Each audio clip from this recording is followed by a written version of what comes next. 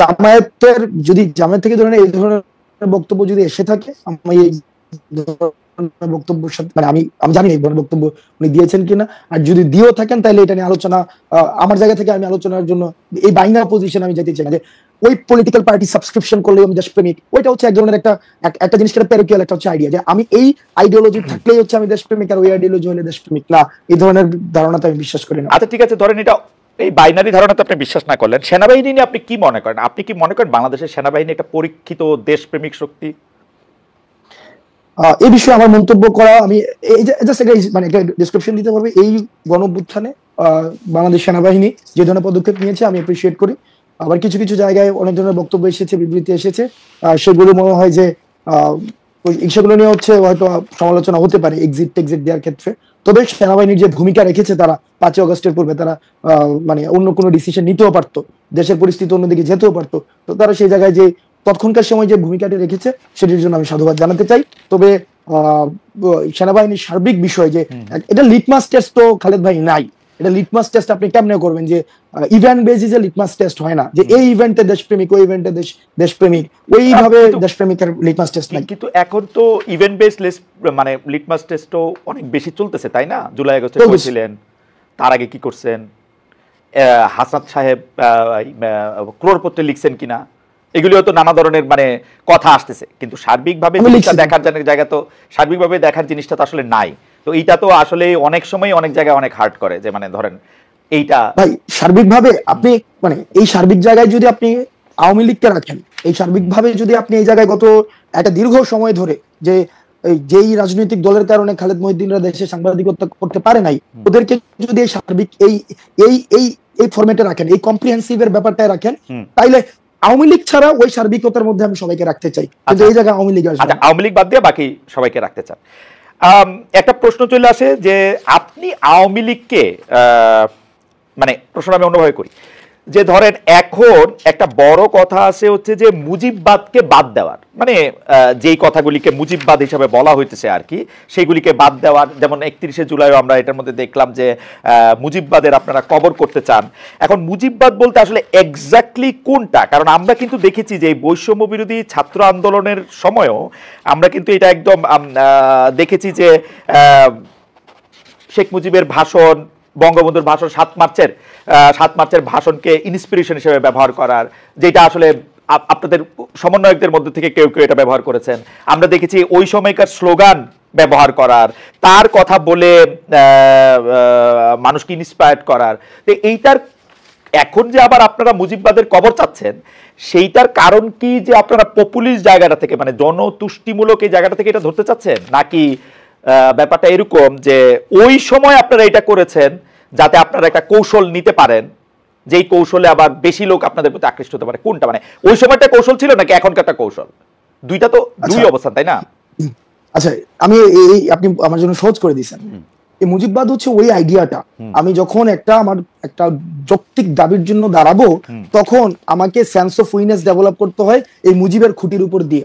অর্থাৎ আমি এই মুজিবের খুঁটিতে আসি, এই মুজিব আইডিয়ার মধ্যে আমি বিশ্বাস করি, তাইলে হচ্ছে আমি যৌক্তিক দাবি জানাইতে পারবো। ক্যাম্পাস গুলোতে কি অবস্থা ছিল? অবস্থা ছিল আপনি কোন একটা যৌক্তিক দাবি নিয়ে দাঁড়ান, আপনাকে দাবি জানাবেন আপনি 3 দিন, আর আপনাকে বাকি 5 দিন আপনাকে বারবার বলতে হবে আমি কোনো রাজনীতি করি না, আমি এটা অরাজনৈতিক দাবি। এবং এই দাবিটাকে হচ্ছে যথাযথ করার জন্য আপনাকে বারবার হচ্ছে বলতে হবে যে কি, ওই যে বঙ্গবন্ধুর বাংলায় বৈষম্য ঠাঁই নাই। অর্থাৎ বঙ্গবন্ধুর সাবস্ক্রিপশন ছাড়া, বঙ্গবন্ধুর খুঁটি ধরা ছাড়া আপনি কোন একটা যৌক্তিক কোন একটা দাবি দাঁড়াই করাইতে পারবেন না। ওই আইডিয়াটা হচ্ছে সামগ্রিকভাবে হচ্ছে মুজিববাদী আইডিয়া। অর্থাৎ রাষ্ট্রের সবকিছুকে একটা সেন্ট্রালাইজড একটা আইডিয়া থেকে সেখানে ম্যানিপুলেটেড হবে, এবং ওই আইডিয়াটা হচ্ছে আনক্রিটিক্যাল আইডিয়া। এই আইডিয়াটাকে আপনি কখনোই ক্রিটিক করতে পারবেন না। ওই আইডিয়াটা হচ্ছে একটা সবকিছু বঙ্গবন্ধুর স্বপ্ন, ওরকম ভাবে ওই লাইন থেকে কিছুতে একদম সেন্ট্রালাইজড করা হবে। ওই আইডিয়াটাই হচ্ছে মুজিববাদী আইডিয়া। এখন এটার ভাই এটা একটা হিস্ট্রিক্যাল নারেশন আছে, এটা সামাজিক এক ধরনের ব্যাখ্যা রয়েছে, অর্থনৈতিক এক ধরনের ব্যাখ্যা রয়েছে, এই জিনিসটার সামাজিক বাস্তবতার এক ধরনের ব্যাখ্যা রয়েছে। এটা তো ম্যাথস না যে এটা হচ্ছে মুজিববাদের এই আইডিয়াটা তো আসলে ফর্মুলেটেড, বা মানে হিসাবটা কি? এটা কি হাসিনা সরকারের সময় মুজিববাদের আইডিয়াটা হয়েছে, নাকি মুজিববাদের আইডিয়া শেখ মুজিবুর রহমানের সময়ও ছিল? শেখ মুজিবুর রহমানের সময় ছিল।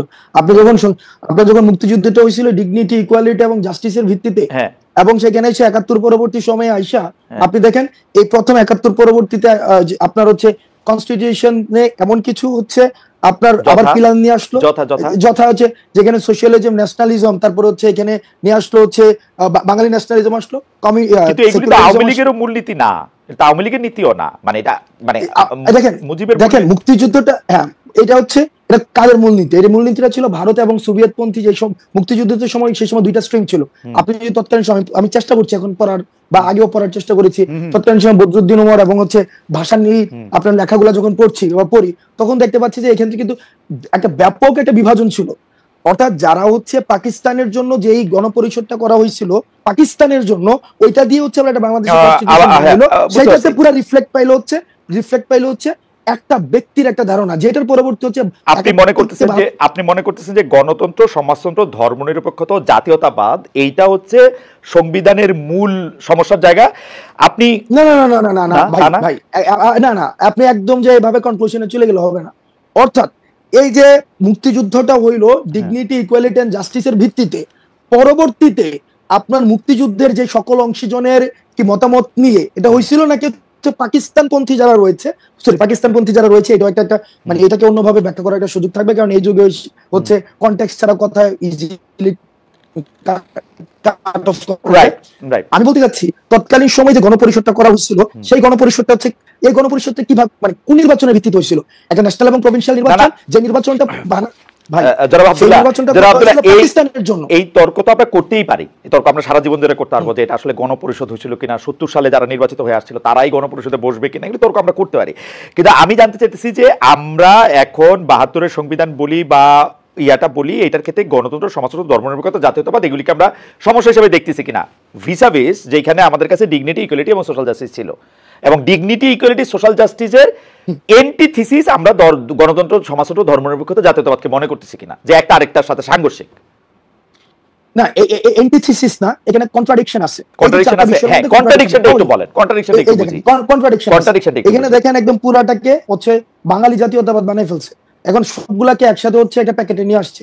এখন পুরা এই জায়গায় আপনি দেখবেন যে ওইখানে গণপরিষদ থেকে তখন কিন্তু যতীন্দ্র লার্মা কিন্তু তখন উনি অনির্দিষ্টকালের জন্য হচ্ছে গণপরিষদ। তাহলে এই একটা স্পেসিফিক সমস্যা পাওয়া গেল যে জাতীয়তাবাদটা এরকম বাঙালি এরকম হইতে পারবে না, তাই তো? দেখেন না, সমস্যা না, এখানে আপনার প্রত্যেকটা স্টেক হোল্ডারের অ্যাকনলেজমেন্ট প্রয়োজন। আপনার যে জায়গায় সমাজতন্ত্র আছে সেই জায়গায় আবার আপনার এখানে ধর্মনিরপেক্ষতার যে আলাপটা, আপনার এখানে একটা ধর্মনিরপেক্ষতার আলাপ তো যুদ্ধের সময় ছিল না। এখন আমাকে আবার এখানে বলা হইতেছে হাসনাত আব্দুল্লাহ আজকে ক্যাপশন যাবে যে এর ধর্মনিরপেক্ষতার বিপক্ষে। এটা এই ধরনের একটা ছোট 2 লাইনের 4 লাইনের আলাপ আলোচনা দিয়ে সম্ভব না। সংবিধান বিশেষজ্ঞ আমরা দেখেছি, এটা আমি বুঝতে পারছি যে আমরা একটু মুভ অন করি। তার মানে আপনি বলতে চাইতেছেন যে ধর্মনিরপেক্ষতার আলাপটা আলাদা, কিন্তু সংবিধানে ধর্মনিরপেক্ষতা রাখা দরকার ছিল না, এটা রাখা হয়েছে, তাই কি? রাখা হয়েছে, এবং এটাকে এখন বাদ দেওয়া কিভাবে আসছে, এটাকে কি এখন বাদ দেওয়া দরকার মনে করতেছেন আপনি? ভাই না এটা একটা আলাপই চান না, আমি বুঝি না, কিন্তু এটা নিয়ে নাকি আপনি আলাপই চান না? না আমি আলাপ চাই, তবে হ্যাঁ অবশ্যই আলাপ চাই, সেটা আলাপ হওয়া উচিত। কিন্তু এটাকে যদি আপনি এভাবে বলতে চান, হাসনাত আব্দুল্লাহ এটা চাইছে যে সংবিধান হচ্ছে ধর্মনিরপেক্ষতা। আরে ভাই, হাসনাত আব্দুল্লাহ চাইছে সেটা বলবো কেন?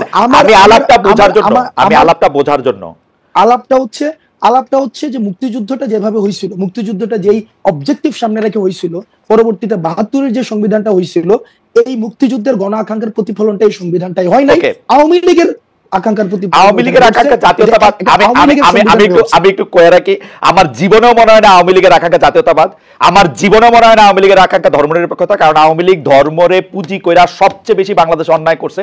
আপনি খোঁজ নিয়ে দেখেন গত 15 বছরে সে যাদেরকে দুর্বল পাইছে, সে ধর্মীয় সংখ্যালঘু হোক, পাহাড়ি সংখ্যালঘু হোক, এই মানে অন্যভাবে সংখ্যালঘু হোক, যেমনে পারছে আওয়ামী লীগের অত্যাচারগুলি করছে। সুতরাং আওয়ামী লীগের আমার কখনোই ধর্মনিরপেক্ষ মনে হয় নাই, কখনো জাতীয়তাবাদী মনে হয় নাই, কখনো গণতন্ত্রী মনে হয় নাই। গণতন্ত্র মনে হইলে সে কোনোদিন ভোট লয়ে এরকম করতে পারতো না। আমরা এটার মধ্যে এটা দেখছি। কখনো তাদেরকে সমাজতন্ত্রী মনে হয় না। সমাজতন্ত্রী হইলে বাংলাদেশে এতগুলি ঋণ খেলাপি হইতো না, এতগুলি অলিগার্ক সৃষ্টি হইতো না। আওয়ামী লীগ এই সংবিধানের 4 মূলনীতির একটাও মানে নাই। এটা হলো আমার ছোট্ট 2 পয়সার মধ্যে। কনস্টিটিউশন তার মানে এটা তো কনস্টিটিউশনে তাহলে কমপ্লিটলি ফেল করছে। না না, আওয়ামী লীগ যা যা কিছু করছে, শুনেন হাসনাত, আমার মতটা হলো আওয়ামী লীগ যদি আপনারা কনস্টিটিউশন ভঙ্গ করছেন এই কারণে আপনাদের শাস্তি দিবে এই একটা স্বপ্নের জায়গায় থাকে, আমি বলবো বাংলাদেশে কোনোদিন ন্যায় বিচার প্রতিষ্ঠিত হইলে বাংলাদেশের সংবিধানের মূলনীতি ধ্বংস করার জন্য আওয়ামী লীগের বিচার সবচেয়ে আগে করা উচিত। এই এক্সিস্টিং মূলনীতি ধ্বংস করার জন্য গণতন্ত্র, সমাজতন্ত্র, ধর্মনিরপেক্ষতা, জাতীয়তাবাদ একটাও সে মানে নাই। আমি এটা গ্যারান্টি দিয়ে কইতে পারি, একটাও মানে নাই। এটা অসংখ্য উদাহরণ দেওয়া যাবে। আমি ঘটনা লম্বা করছি, তার মানে কিন্তু আপনারা যে সংবিধানটা করা হয়েছে সংবিধানের মূলনীতির ভিত্তিতে করা হয়েছে, এটা কোনোদিনও বাস্তবায়ন করা হয় নাই। এটা আওয়ামী লীগ নিজেই খর্ব করছে। না, আওয়ামী লীগ খর্ব করছে না, আওয়ামী লীগ খর্ব করছে না। আমি শেখ হাসিনার আমলটায় আমি সাংবাদিকতা করি, আমি 15 বছরে কইতেছি আওয়ামী লীগ এটা হত্যা করছে। সুতরাং সংবিধানের দোষ আমি দেই না, সংবিধানের দোষ আমি দেই না। আমার কাছে মনে হয় সংবিধানে যাই থাক এটা এরকমই হয়েছিল। আপনারা কি কবেন